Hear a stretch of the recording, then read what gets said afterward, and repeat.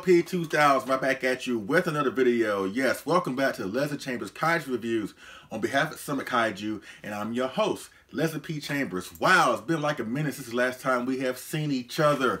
I think the last video I put out, the double review of the 89 Godzilla from X Plus, the 25 centimeter and the 30 centimeter Vic versions, been like maybe almost a month ago, 3 weeks ago, you know.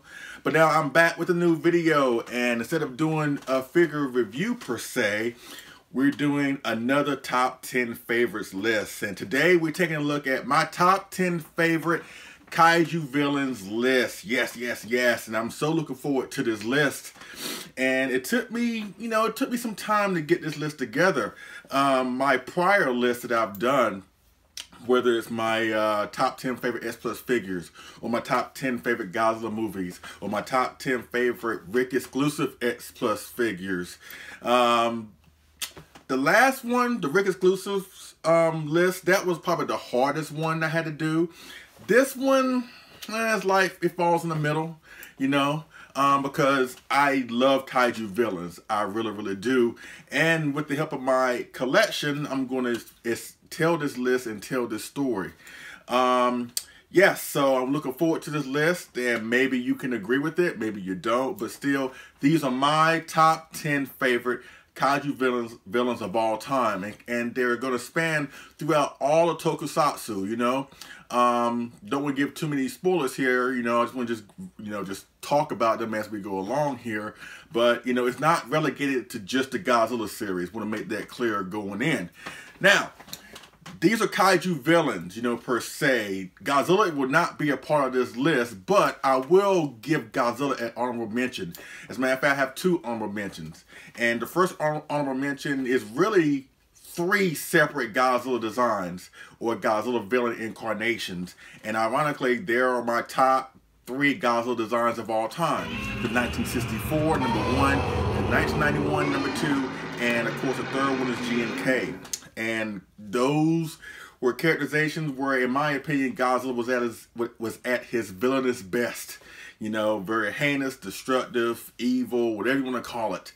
Since Godzilla really has, I guess for the most part, he's been a villain. You know what I mean? I mean, in the Showa period, he was only a villain for just the first 4 films. Then the rest of the films, he kind of, evolved or morphed into a more anti-hero / hero, so 11 films, he was, in that gray area from transitioning from anti-hero to full-fledged superhero. But for like the majority of the Heisei series, the majority of the Millennium series, Godzilla has been pretty much a villain or the antagonist throughout majority of those eras, But my top 3 favorite villainous incarnations of Godzilla is, of course, the 64, the 91, and of course GMK. I have talked about them on numerous occasions on why that is. There are plenty of videos in the archives of the channel where you can look up and see why I love those villainous incarnations of Godzilla. They kind of like go without saying because I have mentioned them so many different times here on the channel. So I want to give that honorable mention. Another honorable mention that probably could have made the list is Megalon. Yes, I do love Megalon. I think Megalon is one of those most underrated kaijus of all time. I know a lot of people don't really like Megalon, or at least crap on Megalon because of the film that he was in. But for me, that film being my first ever Godzilla film that got me hooked as a Godzilla fan, Godzilla vs. Megalon, really the film wouldn't have worked without Megalon. I know Gigan comes in at the end and he kind of helps Megalon out, but the sole purpose of that film, or at least the sole villain of that film, was Megalon, you know what I mean? And what I love about Megalon is the fact that he's very versatile.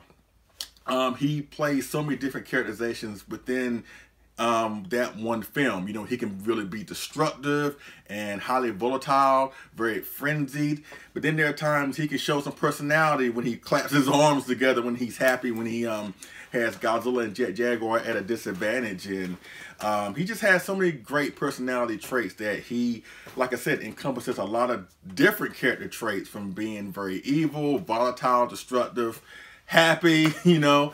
Not to mention that Megalon also has great weapons at his disposal. You know, he can fly, he can burrow on the ground, he can shoot napalm bombs from his mouth, he has that lightning horn thingy, you know. So with that being said, I do love Megalon, but unfortunately he didn't make the list because there are 10 more kaiju villains that I love more than him. But he could have made it. I'm sorry, Megalon, you could have made it. But there are 10 more villains that I love more than him. And as far as villains go, I know as we grow up and watch these films, you know, while we're children, or maybe even today, I mean, maybe some adults look at it like this today, that really the hero is the reason why we watch the film. But now as I've gotten older and look at films with a different perspective and a different eye, really it's the villain that makes the story, you know? Without the villain, there's no need for a hero to come in and intervene. You see what I'm saying? So there have been great examples of really great villains, not just in like tokusatsu films, but just overall, where the villain is more so the main draw of the film, the more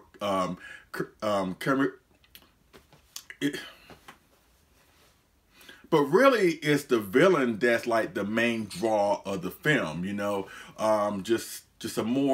We're more attracted to the villain, you know what I mean? There have been great examples of great villains that even though they have done some heinous things in the film that they were in, we as the audience are still kind of behind them because they're so cool. Whether it's Heath Ledger as a Joker in The Dark Knight, Michael B. Jordan as Killmonger in Black Panther, you know, they've just been great villains. You know, Thanos, you know, where they do heinous things, but there are times where, you know, they have reasons behind why they do what they do, where it makes us go, I can see that, you know. But still, the purpose of this video, like I said, is to showcase my favorite top 10 kaiju villains of all time. And there are so many kaiju villains to go into, but unfortunately I can only narrow down this list to 10. And speaking of 10, let's go to number 10 right now. Number 10.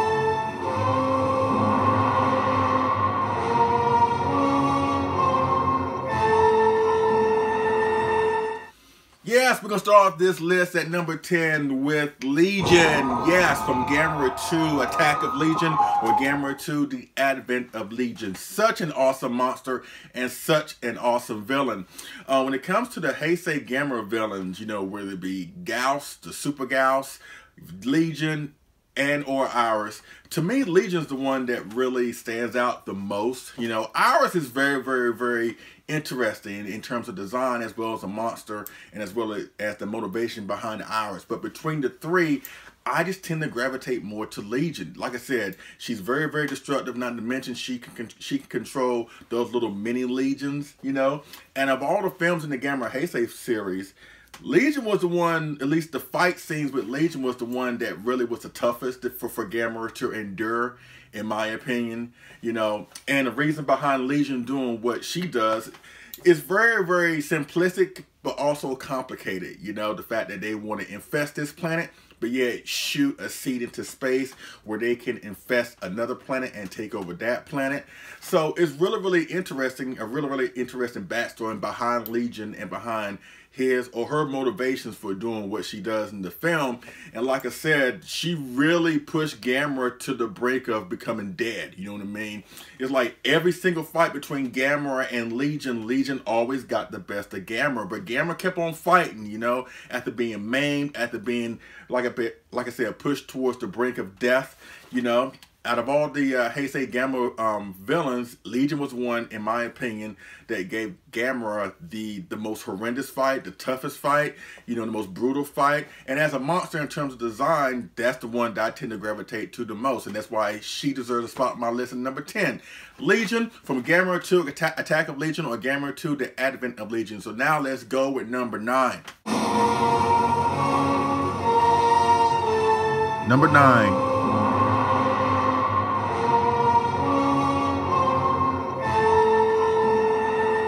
We're at the number 9 spot, and yes, we're going to the year of 1967. Yes, with the mechanical version of the greatest ape that ever walked this earth, King Kong, but instead I'm talking about Mechanicon from King Kong Escapes. Yes, Such an amazing villain, such an awesome villain. Now, let me just explain a little bit about this. Cause I know if you've seen King Kong Escapes, really Mechanicon doesn't really do anything villainous until maybe the third act. You know, just to give a little backstory about Mechanicon, in case you don't know, in that story, King Kong Escapes, there's like this radioactive element that's found in the North Pole. This evil guy by the name of Doctor Who is being bankrolled by a mysterious benefactor from a foreign nation, a lady.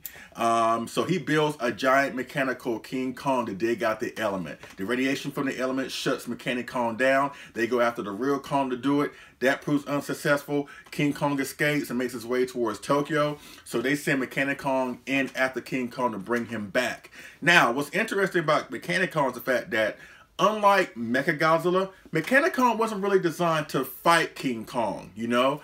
Only time he fights King Kong is really out of necessity, when they have no other options to try to control King Kong, you know? Now, Mechanicon really shows us his villainous traits when he finally comes across King Kong, when they go head to head at the final battle in Tokyo. The fact that he's very vicious, and in the fight scene, whether it's on the ground or whether they ascend atop Tokyo Tower, Mechanicon really was a really vicious, brutal enemy. You know what I mean? He was the one that really had the majority of the fight in his hand. You know, he was pummeling King Kong, beat him down, you know, just really taking advantage over King Kong, which doesn't really happen that often. You know what I mean? Very few opponents can say that they can take advantage of King Kong in a very physical situation, since King Kong is a very physical kaiju, you know? But for him just punching down Kong, beating him down, when then, like I said, when they ascend atop Tokyo Tower and Mechanicon is still beating the crap out of King Kong, you know, he's just an awesome villain. I know a lot of people probably tend to think that Doctor Who is the main villain of the film, and maybe he is, because honestly at the end, the film doesn't end until King Kong kills Doctor Who.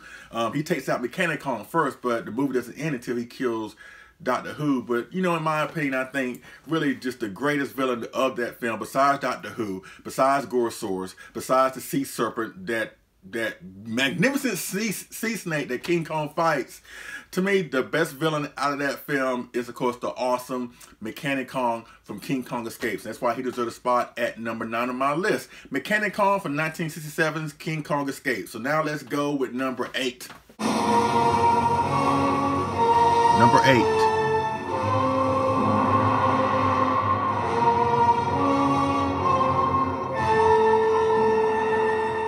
We're at number 8, and now we're going back to the Showa Gamera series. Yes, and this villain, woo, from my favorite Gamera film of all time. And of course, if you know anything about me, you know exactly where I'm going with this.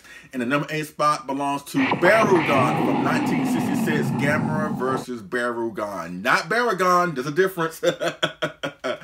But Barugon, yes, the 4-legged brown deep freeze monster that can use his tongue as a battering ram. Yes. I love that kaiju. I really do. What's so interesting about Barugon is the fact that even though he's very eccentric, you know, that he can spew out a deep freezing vapor, or use his tongue, like I said, as a battering ram, or he can create a highly destructive rainbow beam from his spikes on his back, Barugon was really just an awesome kaiju, and they really built the movie more so around him than Gamera, because Gamera doesn't really appear in the film that much. You know, literally he appears in the beginning, he appears in the end to fight Barugon to, like, you know, where Barugon gets the best of Gamera, and Gamera doesn't show up until the very end. So Gamera's appearance is very limited in Gamera versus Barugon. How ironic, this is the first villain that Gamera will fight throughout his whole film career, and I thought that they started off with a great note with Barugon. And what's cool about Barugon is the fact that, you know, he goes through Japan really in a destructive manner, whether it's from Kobe to Osaka to Lake Biwa. And it's one of the few times where we see a 4-legged kaiju that's on all fours just ram his way through a city. Of course, we've seen it with Mothra, we've seen it with Batra. You know, we kind of see it with Barugon from 1965's Frankenstein Conquers the World. But in that film, Barugon doesn't really attack cities and stuff. He attacks more so farmlands and countrysides, you know. But Mothra, Batra, they have attacked cities, and they're basically four-legged or at least crawling monsters. But Baragon also, in my opinion, he shines the most as a four-legged kaiju that is just very destructive. And the fact he just goes through cities, and you know, whether he's just crawling, just going through cities and just destroying buildings, just basically just toppling over the military, you know. Oh, you can also throw Shin Godzilla in that category too, of a crawling monster that's very destructive. But I think out of all of them, Baragon was really just the most destructive, and he really is an awesome kaiju. That's why I highly recommend you go out your way and watch Gamera versus Baragon. You know, forget what you heard about the kitty stuff about Gamera going towards the tail end of the Showa series. In my opinion, Gamera versus Baragon is probably the best film from the Showa Gamera series, maybe with the exception of Gamera versus Gauss.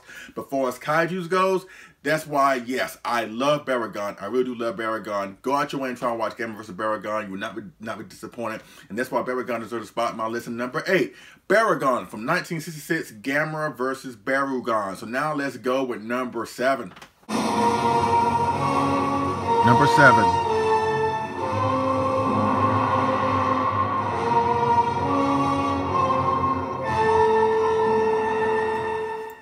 We're at the number 7 spot, and yes, we are going to a monster that, in my opinion, is probably the toughest monster that Godzilla ever had to fight. And of course, there are tough opponents that Godzilla has fought throughout the years, whether it's Space Godzilla or whether it's Mecha Godzilla, you know. But to me, and I've said this on numerous occasions, this villain right here is the one that really pushed Godzilla to the limits, you know what I mean? And now we're going to the year of 1971 with Hedra. Yes, Hedra from Godzilla vs. Hedra, also known as Godzilla vs. the Smog Monster. And this was the moment, in my opinion, where Godzilla really had a wake-up call. Throughout the majority of the 60s, there wasn't really a kaiju villain that challenged Godzilla that made me wonder if Godzilla was going to be victorious or not. Pretty much all throughout the 60s, whenever Godzilla had a fight, you kind of pretty much knew going in that Godzilla was going to win. But this was the first time where I actually questioned if Godzilla was going to win or not. And say what you will about Godzilla vs. Hedra, that is bizarre, that is kind of funky, that is kind of psychedelic, that is really kind of a strange movie in a lot of respects. But the one thing I love about that film, as well as the rest of the 70s films, that they put Godzilla in a very precarious situation that it made you question if Godzilla was going to be victorious or not, or whether he was going to rise to the occasion or not. And Hedra was, in my opinion, a wake-up call for Godzilla. And case in point, when Godzilla first comes across Hedra, everything he does to Hedra, from punching him, slamming him, even when he blows his fire on him twice, Hedra does not move. Hedra does not even respond. There's nothing pretty much that Godzilla can do as far as Godzilla is concerned that has an effect on Hedra. You know, and that point where Godzilla blows his fire on him on the second time before they vanish into the bay in the beginning of the film, Godzilla puts his hand over his mouth. Is like, oh my God. And that was really, really eye-opening for me, because pretty much Godzilla has ran through all his opposition up until that point, you know, whether he was alone or whether he had help from other monsters. But Hedra was the one, in my opinion, that gave Godzilla his sternest test. He really did. And if it wasn't for the humans intervening at the end with their weapon combined with Godzilla, there's no guarantee that Godzilla would have won, in my opinion. And that's one thing I love about Godzilla vs. Hedra, like I said, as well as the rest of the 70s films, that they put Godzilla in various situations where the deck is stacked so much against him that it made you question how he was going to get out of it. But somehow, some way he did. But at the same time, it took him losing the eye. His hand becomes more so a skeleton. You know, Godzilla had to earn his victory on Hedra. That's why he deserves a spot on my list at number 7. Hedra from 1971's Godzilla vs. Hedra, or Godzilla vs. the Smog Monster. Now let's go with number 6. Number 6.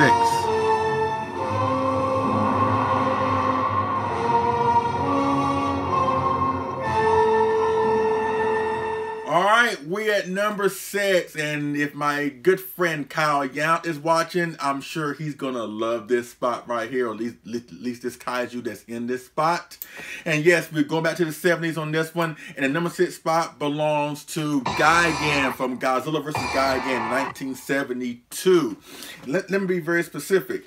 My favorite version of Gigan, because we only seen Gigan 3 times throughout the Godzilla film franchise. We've seen him here in 1972's Godzilla vs. Gigan, the following year's Godzilla vs. Megalon, and of course we didn't see him again until 2004's Godzilla Final Wars. But out of all his appearances, this was the one that really showcased Gigan the best, in my opinion. In this film, he's very volatile, he's very destructive, very dangerous. And it's funny, in a team involving him and King Ghidorah, he was the one that really was the star of the team, you know. And even though they're confronted by Godzilla's Anguirus, and honestly, you have to ask yourself, how did Godzilla Anguirus overcome that threat of Gigan and King Ghidorah? Somehow they did. But at the same time, Gigan is such an amazing monster. In terms of design, I love Gigan's design. He is just so cool. Even though some folks tend to label him as a space black chicken. Honestly, I don't see that. I really don't see that. You know what I mean? It's kind of hard to describe Gigan because his look is so eccentric and it's so unique, but at the same time, he's so cool. From his red visor, those yellow back fins, his claws, his like really sharp one-toe feet, you know. There's so many things to love about Gigan, especially this version of Gigan. You know, he's just an awesome villain. He really is an awesome villain. And like Hydra in the previous film, Gigan is one of those monsters that kind of pushes to the limits, you know, that kind of exaggerates a lot of things when it comes to kaijus and stuff like that. But what they did with Gigan, whoever came up with that concept did a great job. And I love Gigan so much. And he's basically one of the main draws of Godzilla vs. Gigan is Gigan himself. And that's why he deserves a spot in my list at number 6. Gigan from 1972's Godzilla vs. Gigan. So now let's go with number 5. Number 5.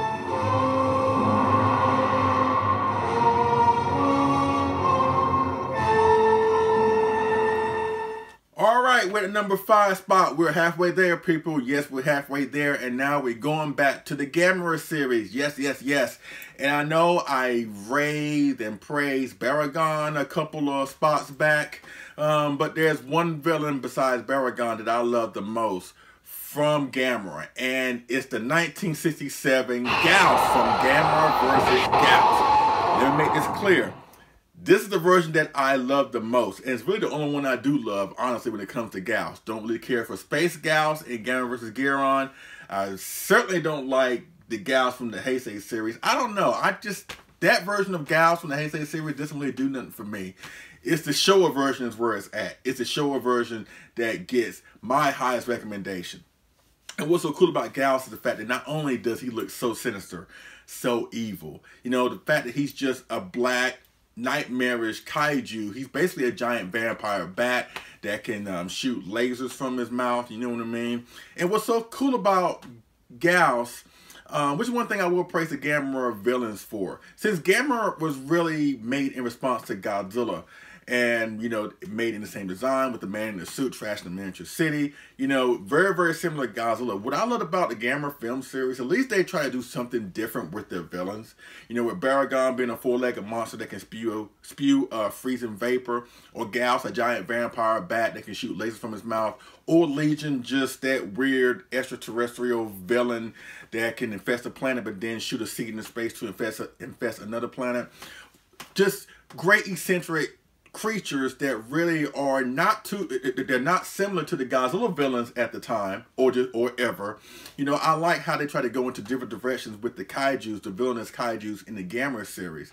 But out of all of them, Gyaos is my favorite one. And what's so cool about Gyaos, like I said, besides his design, his roar is awesome. He's a bloodthirsty monster, which also gives him almost a sinister, scary type of aura around him. It's the fact that he only appears at night, you know. And I know it's kind of like very scary, or at least very just alarming for a kaiju to appear at any point throughout the day. But there's something very sinister about a kaiju that only comes out at night to do what he does, to kill, to feed, to destroy.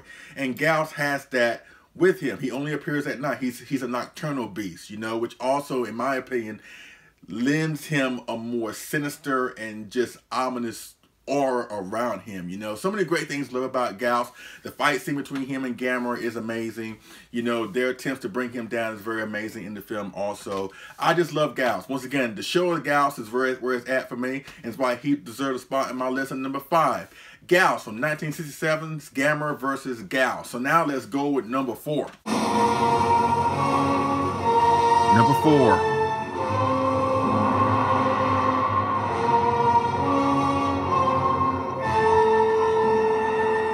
Alright, we're at the number 4 spot, and yes, we're going to the 1970s of the Godzilla films, and pretty much let's go with the last villain that Godzilla fought in his last film in the 1970s Godzilla films, Mechagodzilla, and of course I'm talking about the super dinosaur, Titanosaurus. I want to give a huge shout out to fellow Godzilla YouTuber and good friend of mine, Everett Grondin from Godzilla Fan Freaks.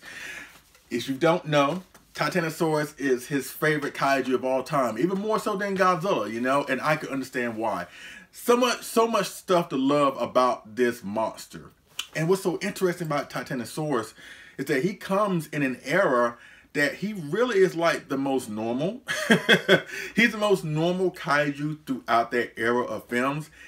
In an era where we have seen destructive pollution monsters in Hedra, or destructive cyborgs like Gigan and Mechagodzilla, or just destructive beetle gods like Megalon. He's really the only kaiju, besides from Godzilla or maybe Anguirus, you know, themselves, that's really just a normal kaiju, you know. But what he does in Mechagodzilla, his performance is really, really awesome. And kind of like Gigan from 1972, Godzilla vs. Gigan, Titanosaurus is really the star of his team between himself and Mechagodzilla, which is one of the reasons why I don't really like that performance of Mechagodzilla in 1975's Mechagodzilla.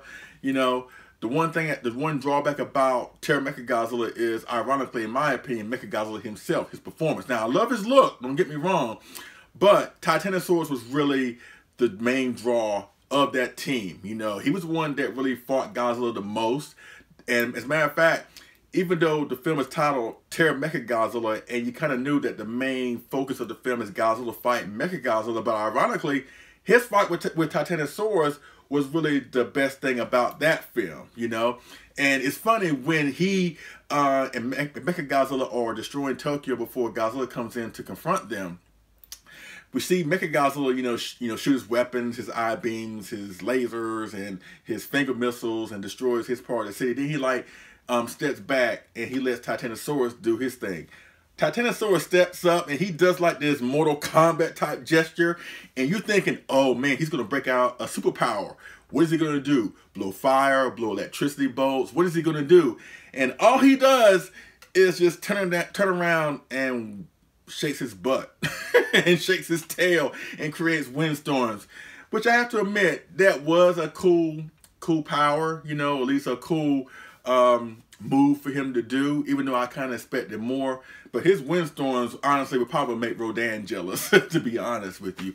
But aside from that, his roar, his design, the color on his suit, just an overall just amazing kaiju in Titanosaurus. You know what I mean? And that's why he deserves a spot in my list at number 4. Titanosaurus from 1975's Terror of Mechagodzilla. So now let's go with number 3. Number 3.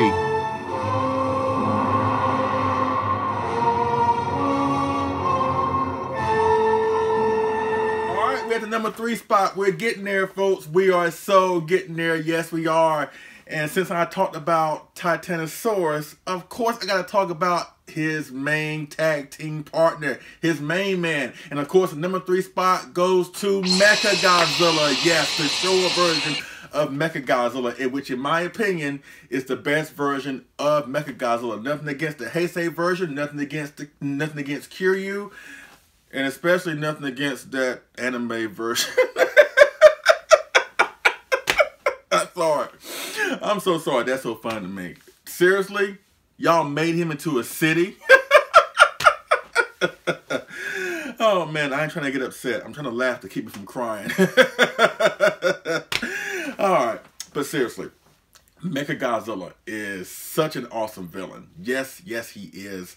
And I've said this on numerous occasions before also, that even though I love Showa Mechagodzilla, I love the performance of 74 versus, 75, but I love the look on 75 better than the look on 74. But if you pin me down and ask me which one would I like use, like if I wanted to establish an invasion, and I'm not going to do that, so don't come after me, FBI. But if I wanted to use a certain Mechagodzilla to go to war with another monster, or just do something very destructive, I'm choosing 74. Because in my opinion, 74 was such an awesome doomsday machine. The fact that, he uses all his weapons all at one time, from his laser beams in his eyes, his chest lightning, his knee missiles, finger missiles, toe missiles. He can fly. He can turn his head around so fast to create a force field. There's so much that he can do as far as like a destructive kaiju, and he's so destructive, you know what I mean? That's why I love the fight between him, King Caesar, and Godzilla. That in that fight, if you really think about it, Mechagodzilla owned both of them at the same time. 80% of that fight was really devoted to Mechagodzilla and his onslaught, Now, like I said, I love 75, but I love him in terms of look. And I mentioned earlier when I was talking about Titanosaurus that my drawback from Terra Mechagodzilla is Mechagodzilla himself. His performance wasn't as destructive as he was in 74, which I maintain to this day. If they used the same Mechagodzilla, or if his performance was the same in 75 as it was in 74, alongside Titanosaurus, there's no way that Godzilla could have won that fight, or at least walked away from it, you know what I mean? But in terms of performance, Mechagodzilla, whether he's disguised as the fake Godzilla from Crippling Anguirus, from really, making Godzilla go away, making him bleed, him keeping Godzilla and King Caesar at bay in the final battle in Godzilla vs. Mechagodzilla 1974. That's why he deserves a spot in my list at number 3. Yeah, sure, Mechagodzilla is where it's at for me, and that's why he belongs on my top 10 spot at number 3. Yes, Mechagodzilla for 1974 is Godzilla vs. Mechagodzilla. So now let's go with number 2. Number 2.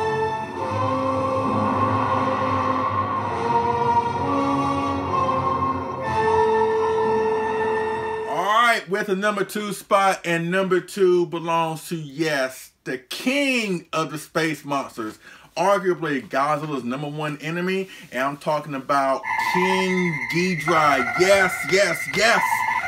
And y'all know me, and I've said this on numerous cases before.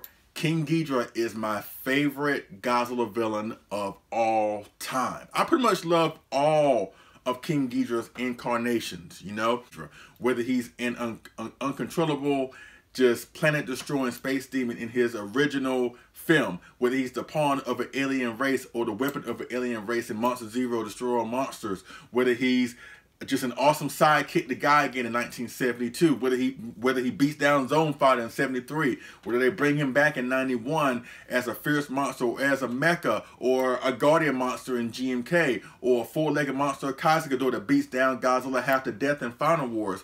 And I'm so looking forward to his upcoming incarnation 2019 as a viral alpha to Godzilla.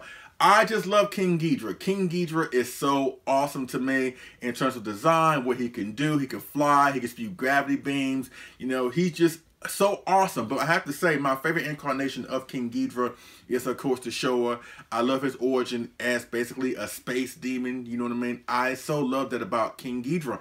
And one thing a lot of folks tend to sleep on when it comes to King Ghidorah, well, a couple things, really. It's the fact that, really, King Ghidorah was the one that pushed Godzilla into becoming a good guy. And we kind of see that like in wrestling nowadays, especially if you're a wrestling fan. If you're familiar with the bad guy that has been a bad guy for so long, sometimes it takes the appearance of a bigger, more sinister bad guy to turn the original bad guy into a good guy. That's what happened with Godzilla, even though it was a slow burn, because in my opinion, even though he kind of turns in Ghidorah 3 the Monster, Godzilla didn't really become a full-fledged superhero until 1971's Godzilla vs. Hedorah. But the point you can trace it back to was with the appearance of King Ghidorah, where a monster so powerful, so sinister, so destructive, so evil that up until that point, up until King Ghidorah's appearance, Godzilla was the main bad guy. Godzilla was the one that everybody needed to defeat. Godzilla was public enemy number one. But it took the appearance of this awesome three-headed dragon to turn Godzilla into the good guy that we know and love, you know? And I think a lot of folks tend to sleep on that. But also, one thing about King Ghidorah, even though he's so awesome to me, the one thing he has never done is beat Godzilla one-on-one in a decisive battle, or just defeat him, period. Which I hope he does that in the upcoming King of the Monsters, you know? I hope he has at least one decisive win, and maybe Godzilla goes away, then recharges his batteries and comes back and defeats King Ghidorah. I hope that happens. But if it doesn't, it still does not change the fact that, in my opinion, King Ghidorah is such an awesome villain. Like I said, he's my favorite villain in the Godzilla film franchise. Yes, number 2 on my top 10 favorite kaiju villains list of all time, King Ghidorah, or more specifically, King Ghidorah from the Showa period. And I know y'all probably wondering, because I have ranted and raved about King Ghidorah, not just now, but on so many different occasions of how I love him, he's my favorite, blah, blah, blah. And you probably were expecting that he was probably going to be number 1. And you're probably wondering, well, if King Ghidorah's number 2, who on earth is number 1? And as much as I love King Ghidorah, there's only one monster, one kaiju villain that I love more than him. With all due respect to him and all due respect to the others that's on this list. But there is one kaiju villain that I love the most. And let's go to that kaiju villain right now. So my top favorite kaiju villain of all time is... And finally, number 1.